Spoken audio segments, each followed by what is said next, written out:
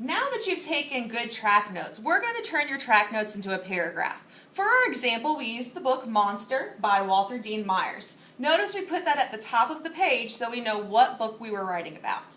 The track note is at the very top of the page in the light blue box, and our comment was, Steve feels as if everyone sees him as a monster, on page 61. We're going to turn this into a paragraph, and remember, a paragraph is 5 to 8 complete sentences.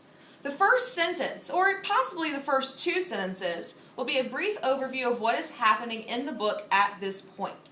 So our example, in red at the top, says, as Steve waits in jail for the conclusion and outcome of his trial, he keeps a journal of his story in the form of a screenplay. The name he gave the screenplay is Monster. So that tells your reader what the book is about and what's going on in the book. The second thing you're going to do is state your main idea and the observation that you made on the track note. So for this case, in green, you see it says, this demonstrates the turmoil that Steve is facing. He wants to believe he is still a good person, but has trouble when it feels like everyone else sees him as a monster. And notice that ties directly back into the track note where it says, Steve feels as if everyone sees him as a monster. This is when it comes in handy that you wrote down the page number. In blue, the next section is proof or evidence to support your observation in the form of a quote from the text, including the page number. So we started that sentence by giving the page number. On page 61, he writes, Sunset said he liked the name of the screenplay. He said when he gets out, he will have the word monster tattooed on his forehead.